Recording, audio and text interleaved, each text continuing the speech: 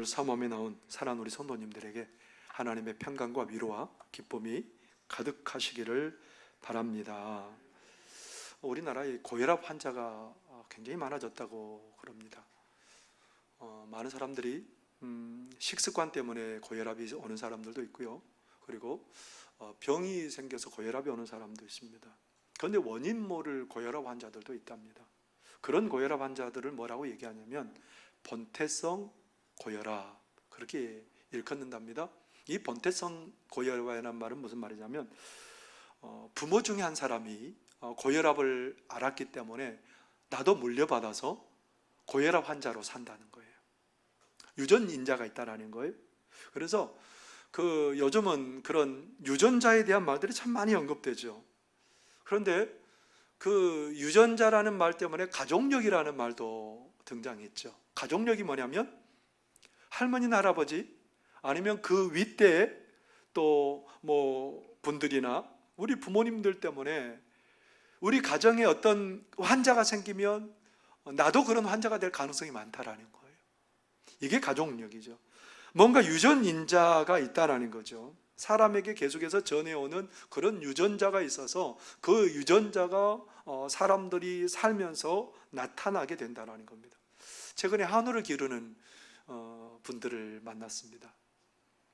근데 익산에 있는 어느 한우 농가가 최근에 한우를 한 마리 팔았는데 그 한우가 1,700만 원 나갔답니다. 여러분의 소 아니니까 괜찮죠? 여러분의 소 아니니까 뭐 100만 원을 받든 200만 원을 받든 내가 무슨 상관이야 그럴지 몰라도 한우 한 마리가 1,700만 원 간다는 게 이거는 뭐 상상할 수 없는 일이에요. 엄청난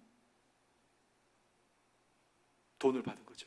그래서 그 농가가 뭐라고 말하냐면 우리가 이렇게 만든 개발한 사료를 먹이면 한 마리에 1,700만 원 받는 소를 많이 길러낼 수 있답니다. 정말 그럴까요? 그렇다면 제가 한번 길러보고 싶어요.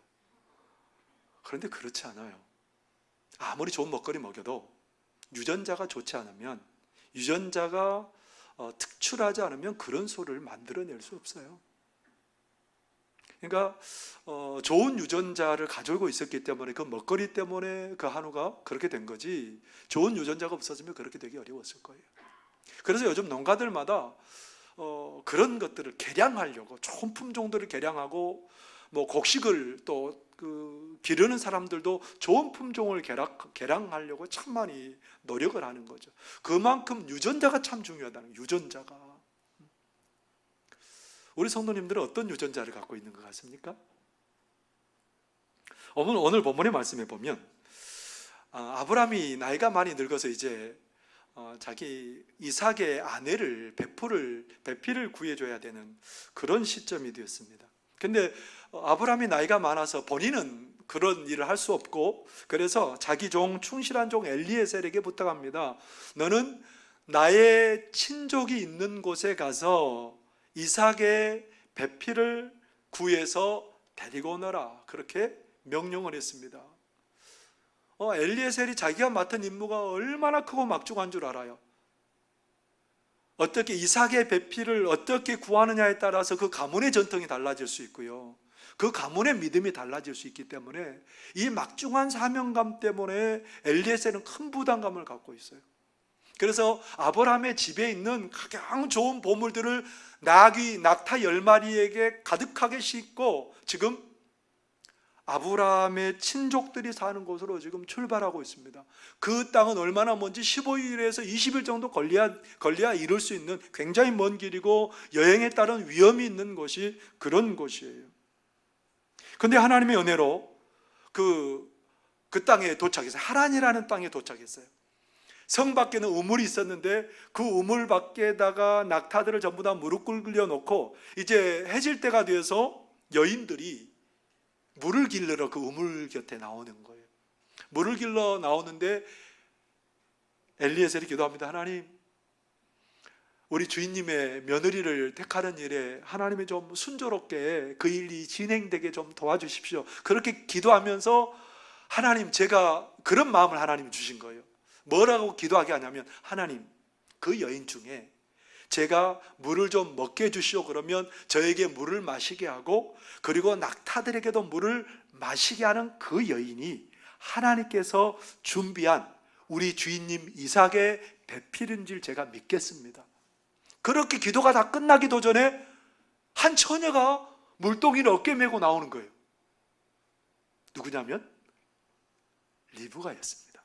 리브가는 아브라함의 동생 나홀의 손녀였고, 그리고 그 부두엘의 딸이었어요. 이제 리브가가 나와가지고 그 셈은 어떤 우물이냐면, 우리는 우물에 가면 어떤 뭐예요? 두레박을 던져가지고 그 물을 깃잖아요. 근데 여기 우물은 어떤 우물이냐면, 우물 안에 계단이 만들어져 있어요. 우물을 빙 둘러서 계단이 만들어져 있어요. 상상이 가세요? 머릿속에 그려보세요. 우물을 이렇게 빙 둘러서 계단을 이렇게 만들어놔요. 사진에 보시면 아마 이스라엘의 우물 쳐보면 인터넷에 나올 거예요. 거기를 쭉 내려가서 물 있는 곳까지 가가지고 물을 길어서 그 물을 이렇게 메고 올라오는 거예요. 리브가가 물을 메고 올라오니까 그 모습을 보고 엘리에셀이 막 달려가가지고, 급하게 달려가지고 나에게 물 좀 마시게 해주세요. 그랬더니 그렇게 물을 기꺼이 마시게 하고, 그리고 제가 여기에 있는 낙타에게도 배부르게 내가 물을 마시게 하겠습니다. 그러더니 그 우물 밖에 있는 그 짐승들이 먹는 그 물통에다가 막 급히 달려가서 물을 붓기 시작하는 거예요. 낙타가 얼마나 물을 많이 먹는지 모르죠. 옛날에 소를 길러보면 소가 그 물이 먹고 싶을 때는 2바켓을 물을 마십니다. 그러면 낙타가 오랜 동안 물을 안 마시고 물을 만났으니 그 10마리 낙타가 짐을 실었는데 얼마나 목이 말랐겠습니까? 리브가가 얼마나 힘들었겠어요. 그 밑에까지 오르락 내려가면서 그 낙타들에게도 물을 가득하게 먹이고 배부르게 먹이고 그랬으니 참 힘들었을 거예요. 이렇게 다 먹이고 나서 엘리에셀이 금 코걸이, 옛날 고대 사람들은 코걸이도 있었고요, 또 손목걸이 같은 것으로 장식을 했답니다. 그래서 금 코걸이하고 금 손목걸이 2개를 주었습니다. 그러면서 물어봅니다. 당신 집에 우리 짐승들과 우리가 머물 곳이 있습니까? 그러니까 리브가가 우리 집에는 가축이 먹을 집도 있고 가축이 먹을 사료도 많습니다. 그리고 저는 사실 나홀의 손녀고 부두엘의 딸인데 우리 집에 오십시오. 이 소리를 듣고 엘리에셀이 얼마나 감격이 되는지요. 자기 주인의 동생임을 알게 됐고요. 그래서 하나님 앞에 경배하면서 하나님 감사합니다 하면서 그 집에 들어가는 그런 모습을 우리가 보게 됩니다. 여러분 궁금하지 않으세요? 가나안 땅에도 여자가 참 많은데, 가나안 땅에도 그 많은 여자들이 있는데 그 많은 여자들 중에 한 사람 구하면 되잖아요. 가까이서 지켜볼 수 있잖아요. 가까이 지켜보면 저 집의 딸이 어떻게 살고 있는지, 저 집의 가풍이 뭔지 가만히 지켜보다가 거기에서 한 사람 딱 데려오면 되잖아요. 멀리 갈 필요 없잖아요. 근데 굳이 어디까지 보내요? 아브라함의 친척들이 살고 있는 한 20일 정도 걸리는 그 머나먼 여행길에 노종 엘리에셀을 보낸 거예요.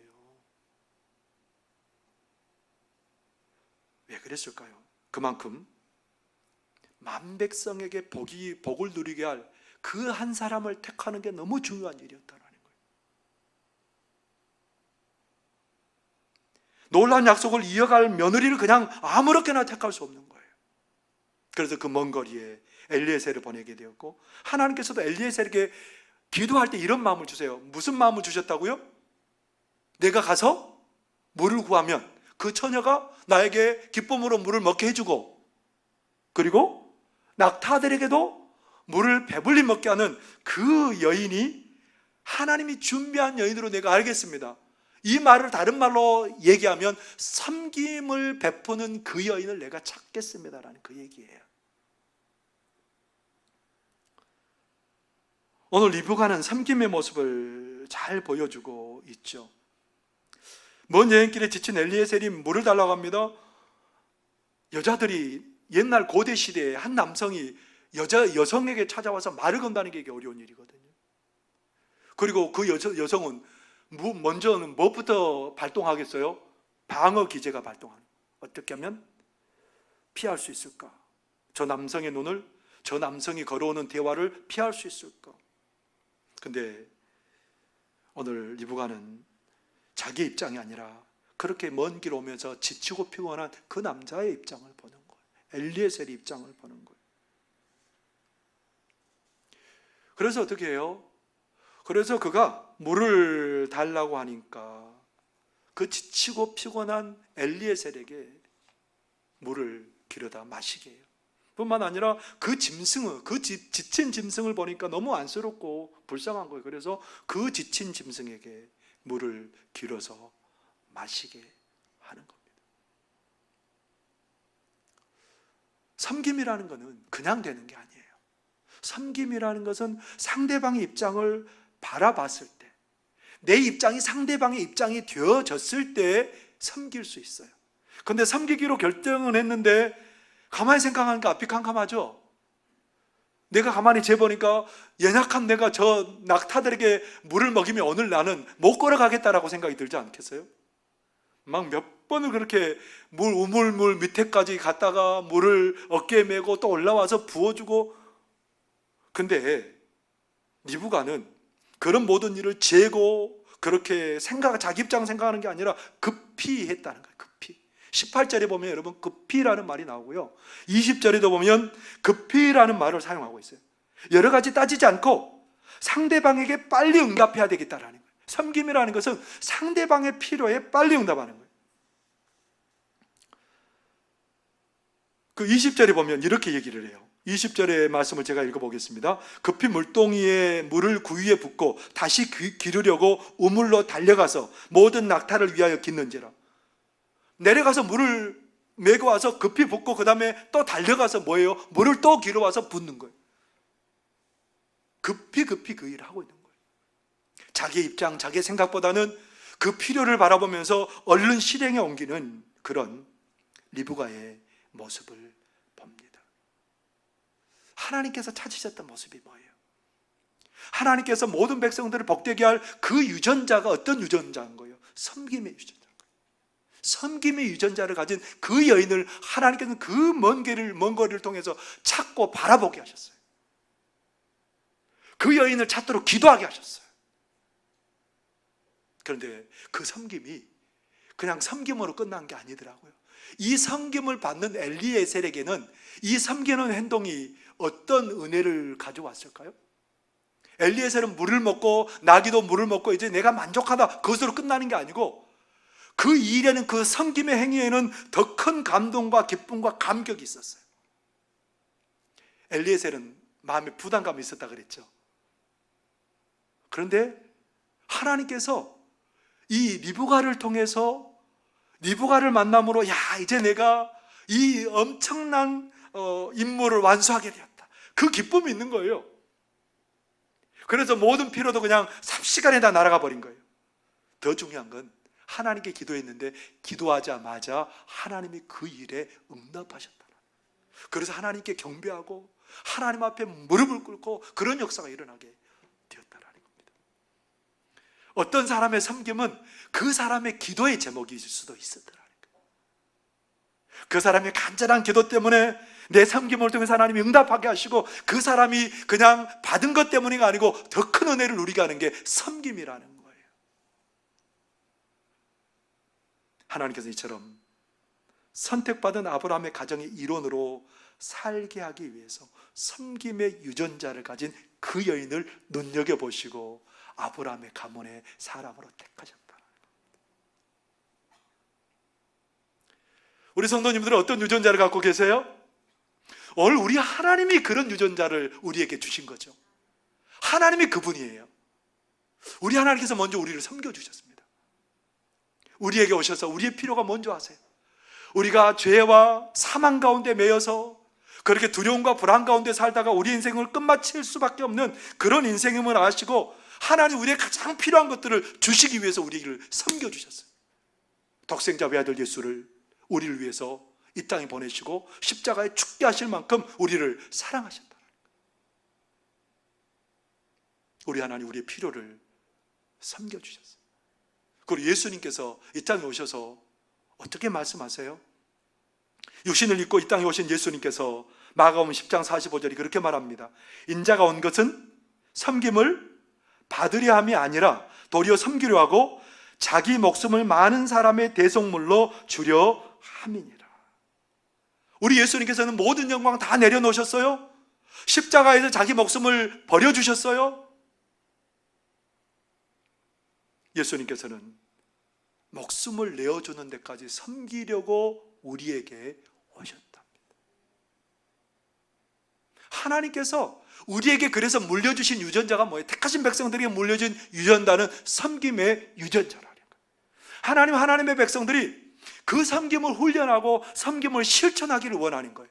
그래서 이스라엘 백성들에게 하나님 뭐라고 그러신 줄 아세요? 너희들은 너희 성내에 있는 과와 과부와 나그네를 늘 생각해라. 그래서 밭에 곡식을 벨 때도 다 베지 말라는 거예요. 밥 모퉁이 남겨두라는 거죠. 이삭을 주우려고 뒤돌아서지 말라고 해요. 이삭은 그 사람들이 주워가게 하고, 나무의 열매 다 따지 말고 그 나무에 남은 열매 그들이 따가게 하고, 1년에 모든 것의 10분의 1은 너희들이 그것을 구별에다가 제사장에게 주고 레위인에게 주고, 그리고 3년마다 10분의 1은 매년 바치는 거지만 3년마다 10분의 9가 남았잖아요. 10분의 1을 바치고 나면 그러면 10분의 9에서 다시 10분의 1을 떼어서 그 성읍에 쌓아놨다가 고아와 가난한 사람과 과부에게 주라는 거예요. 하나님께서는 하나님의 백성들에게 섬기는 유전자들을 훈련하고 계속해서 개발하도록 그렇게 우리에게 도전하신다는 거예요. 그 삶이 복임을 하나님은 아시기 때문에 그래요. 룻기에 보면 나오미라는 여인이 베들레헴에서 남편과 두 아들과 살다가 베들레헴에 흉년이 오게 됐습니다. 그래서 나오미의 가족은 이방 땅인 모압으로 이사를 하게 되었습니다. 이사를 한 그 땅에서 두 아들들은 결혼을 해요. 이방 여인, 모압 여인들을 아내로 맞이해서 결혼하게 되는데 나중에 어떤 일이 벌어지냐면 남편도 죽어요. 그리고 두 아들도 죽어요. 아무런 자손도 없어요. 그 가정에 뭔만 덩그러니 남았어요? 남편 잃은 세 사람만 남은 거예요. 나중에 들려오는 소식에 의하니까 베들레헴에 먹을거리가 생겼다는 거예요. 그래서 두 며느리를 불러다가 얘들아, 나에게는 소망이 없지 않냐? 아들이 있는 것도 아니고. 그러니까 너희들 친정집에 가서 재혼해서 잘 살아라. 그렇게 얘기하니까 오르바라는 이 며느리는 나오미를 떠나서 자기 친정으로 갔습니다. 그런데 룻이라는 이 며느리는 어머니, 제가 하나님의 이름으로 맹세하는데요, 어머니가 가시는 곳에 제가 가겠습니다. 어머니의 백성이 나의 백성 되고 어머님의 하나님이 나의 하나님이십니다. 그리고 어머니를 따라가는 거예요. 베들레헴까지. 베들레헴 따라갔는데 남편 잃은 두 여인이 해먹고 살 게 없잖아요. 보아스라는 사람이 그때 추수를 하고 있었는데 하나님께서 룻을 보아스의 밭으로 인도하는 거예요. 보아스의 밭에 갔는데 보아스가 룻을 굉장히 섬겨주는 거예요. 자기 일꾼들과 함께 먹는 그 자리에서 식사를 하게 하고 물도 마음껏 먹게 하고, 그래서 음식을 얼마나 많이 줬는지 그것을 남겨서 자기 시어머니에게 섬기도록 그렇게 가져다 주게 해요. 그 일한 일꾼들에게 절대로 저 여인 괴롭히지 말라고. 그리고 나중에 단에서 이삭을 이거 곡식을 빼가지고 일부러 빼놓으라고. 얼마나 놀라운 섬김인지 모르죠. 그래서 나중에 알고 보니까 이 보아스라는 이 사람은 나오미의 두 번째로 가까운 친척이었어요. 첫 번째 친척이 의무를 하지 않자 이 두 번째 서여일인 보아스가 룻과 결혼하게 돼요. 룻과 결혼해서 낳은 아들이 누구냐면 오벳입니다. 오벳이 누군 줄 아세요? 다윗의 할아버지. 하나님께서 보아스를 통해서 보여주시는 게 뭐예요? 섬김의 규전이에요. 섬김. 하나님께서 섬김을 베푼 그 보아스를 택해서 다윗의 자손되고 예수의 자손되게 하시는 그런 은혜와 복을 베푸신 줄 여러분들 기억하실 수 있기를 바랍니다. 그만큼 우리의 섬김의 유전자, 섬긴다라는 것은 아무것도 아닌 게 아니라 우리 그리스도인들에게 가장 중요하고 귀한 요소라고 할 수 있는 겁니다. 그래서 예수님께서는 마태복음 10장 42절에 이렇게 말씀하십니다. 또 누구든지 제자의 이름으로 이 작은 자 중 하나에게 냉수 한 그릇이라도 주는 자는 내가 진실로 너희에게 이르노니 그 사람이 결단코 상을 잃지 아니하리라. 작은 자를 냉수 한 그릇 가지고 섬기는 그 사람도 상을 잃지 않겠다고 말씀하십니다. 섬김의 유전자를 가지고 누군가를 섬기는 그 손길 하나님이 결단코 잃어버리지 않겠다는. 오늘 우리 하나님께서는 하나님의 백성들로 하여금 다시 한번 기억시키는 게 뭐냐면 너희는 섬김의 유전자를 가진 사람들이라는 거예요. 우리 모두는 무슨 유전자를 가졌다고요? 섬김의 유전자를 가졌다. 그것을 훈련하고 그것을 개발하고 그것을 잘 활용하기를 원하시는 거예요. 코로나19를 맞이해서 이 섬김이 참 필요하다는 생각을 하게 됩니다. 코로나19에 우리가 얼마나 영적으로 삭막한지 몰라요. 찬송도 크게 하지 말래죠. 통성으로 기도도 하지 말라죠. 교회에서 식사하는 것도 못하게 하죠. 그러면서 예배가 자꾸 위축되죠. 얼마나 공고하고 답답한지 몰라요. 여러분 괜찮으세요?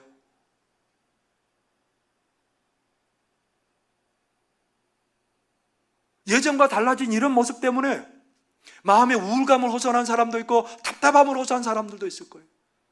육신적인 필요보다 우리가 영적인 존재이기 때문에 그것에 대한 갈급함들이 있는 그런 성도들이 많다라는 겁니다. 섬김의 유전자를 주신 우리 하나님 앞에서 우리 어떻게 해야 된다는 거예요, 이 시기에. 그래서 우리가 하나님의 말씀 읽다가 눈물 나게 은혜가 되는 부분을 발견하면 오늘 내가 가만히 생각, 내가 이 은혜를 누구를 나누고 누구를 섬길까? 그걸 가만히 생각해 보니까 누군가가 생각이 나요. 그래서 다이얼을 돌리는 거예요. 그러면서 내가 받은 은혜를 가지고 그를 섬겨나가는 거예요. 찬송을 부르는데 그 찬송이 눈물 나게 은혜가 돼요. 그래서 그 찬송가 곡을 생각하면서 누군가가 떠올라요. 전화 소화기를 들고 오늘 내가 받은 은혜를 나누고 섬기는 거예요. 말씀을 들었는데 그것이 너무너무 은혜가 돼서 그것으로 섬겨요. 책을 읽는데 그게 너무 은혜가 돼서 그를 섬기고, 내 일상을 삶을 살면서 조그만 일에서 하나님께서 나를 감동시키시고, 그래서 내가 그것이 눈물 나도록 고마워서 누군가를 전하고 섬길 때에 그것이 아름답고 바른 섬김이 될 줄 믿습니다. 하루에 한 번, 여러분, 두 사람도 말고 한 사람에게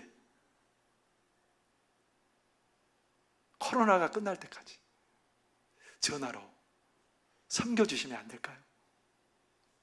아픈 누군가가 병원에 있고 코로나 때문에 두려워서 나오지 못한 그를 생각하면 내가 받은 은혜를 그와 함께 나누면 참 좋겠습니다.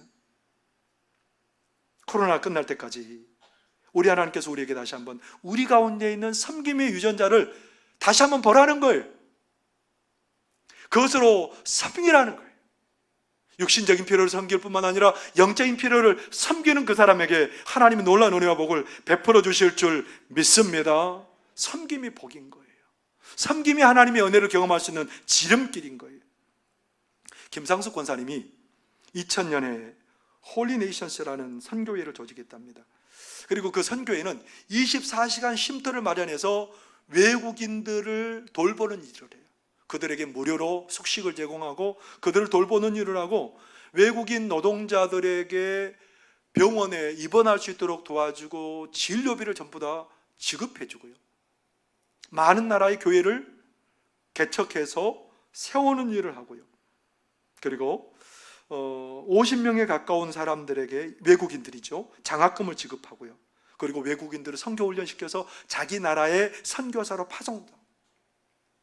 2000년에 시작한 이 홀리네이션스 선교회가 50억 원의 재정을 지출했답니다. 쉬운 일 아니거든요. 50억 원의 재정을 지출했다는 게. 그런데 그렇게 섬기는 과정에서 하나님의 은혜를 간증할 거리들이 너무너무 많아졌다는 겁니다. 하루는 캄보디아 출신 여성이 새벽에 배가 아프다고 그래서 병원에 내려갔는데 맹장염이 수술했어요. 돈이 없어요. 근데 어떤 후원자가 돈을 입금했다고 전화가 왔어요. 그러니까 그 병원비에 맞는 그런 돈이 입금이 됐어요. 어떤 후원자가 또 이렇게 인터넷 뱅킹으로 인터넷으로 이렇게 돈을 입금하는 거죠. 그것으로 하는데 좀 뭔가 이상이 있어가지고 2번 눌렀답니다. 2번 눌렀는데 2번 성공한 것이 돼 있어요. 근데 그 후원자가 뭐라고 생각을 했냐면, 이 선교회가 분명히 필요해서 내가 2번 누르도록 하나님이 역사했을 것이다. 근데 그때 어떤 환자가 있었냐면, 피를 토하고 중환자실에 입원했다가 퇴원해야 되는데, 그 병원비를 정산해야 되는데, 그 병원비에 꼭 맞게 2번 이렇게 해서 인터넷 뱅킹을 해서 그 퇴원비가, 입원비가 마련되었답니다. 여러분, 하나님께서 섬김을 베푸는 그 손길 위에 하나님의 은혜복으로 더하시고 채워주십니다. 그래서 더 많은 것들로, 더 많은 은혜들로 나누게 하시는 그런 분이 누구냐면 우리 하나님이십니다. 하나님 먼저 우리를 섬겨주셨습니다. 우리 예수님께서 목숨을 버려서 우리를 섬겨주셨습니다. 그런 섬김을 받은 우리들도 우리 하나님이 주신 그 섬김이 유전인 자를 잘 개발하고, 그래서 우리가 육적으로 영적으로 많은 사람들을 섬겨나갈 때에 그 섬김이 하나님의 기쁨 되고 많은 사람들을 복되게 할 줄 믿습니다. 사랑하는 성도 여러분, 이번 한 주 꼭 하루에 한 번씩 내가 받은 은혜로 다른 사람을 섬기실 수 있기를 바랍니다. 저를 섬겨주셔도 됩니다. 그러니까 여러분들, 누군가가 기도하다가 생각나거든, 이번 한 주는 한 번이라도 여러분들 섬김으로 많은 사람들에게 하나님의 사랑을 표현하는, 코로나 다 지나가도록 그 섬김이 우리의 삶의 습관이 되는 그런 역사가 있게 되기를 바랍니다. 기도하겠습니다.